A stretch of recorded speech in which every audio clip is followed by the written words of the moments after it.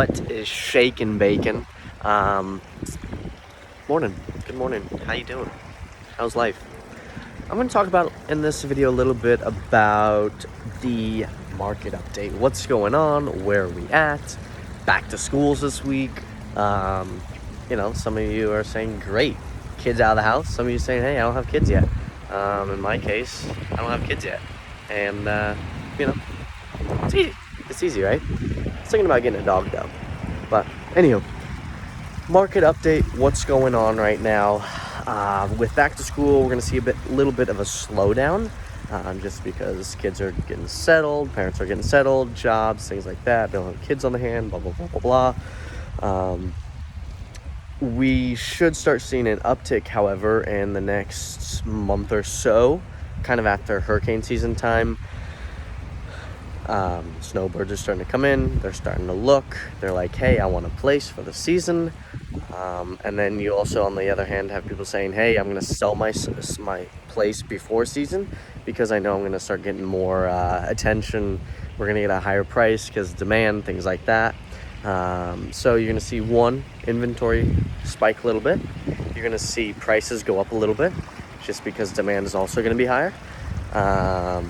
As of now, because of school, people are kind of slowing down, staying level,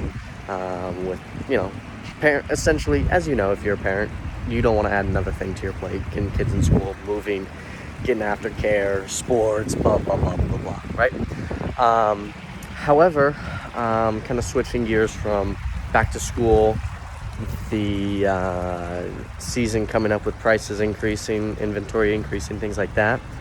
I was watching a podcast, reading an article, things like that, and Keeping Current Matters says projection for next year, quarter 3, quarter 4, rates are supposed to be in the high fives, mid to high fives, right?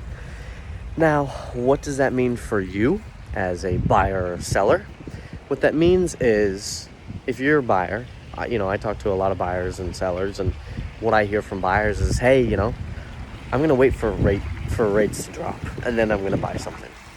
And I've talked about this before. It's like, okay, you're going to wait for rates to drop, you and everyone else.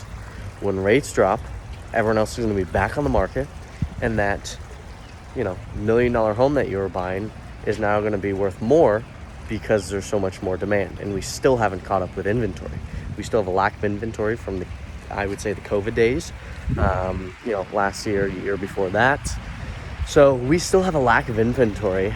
When rates drop next year, we're going to get an increase in demand. Like I said, inventory still hasn't caught up. So what's going to happen is we're going to have even less inventory, which is going to shoot prices up.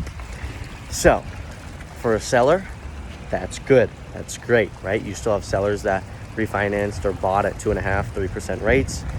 So they're not listing. They're not selling their house even if rates are at mid fives, right? So that's going to remove a lot of other sellers. So that's a reduction in inventory right off the bat. Secondly, what was my second point? Secondly, you're going to see all the people on the sidelines waiting for rates to drop, like I was just saying. They're waiting for rates to drop. Now they're jumping in the market. So where I'm going with this is, sellers, you're gonna see a spike in prices around that time. For buyers, that's not as great because even though you're at a lower rate, you're probably gonna still pay the same monthly amount just because now you're paying for a higher price. So I would say that's kind of the market update, school update, season update, and next year's market update. But you know how the market is. No one has a crystal ball. So anyways, comment down below. Let me know what you think is going to happen. Call me if you're thinking of buying or selling. But anyways, talk soon, and ciao.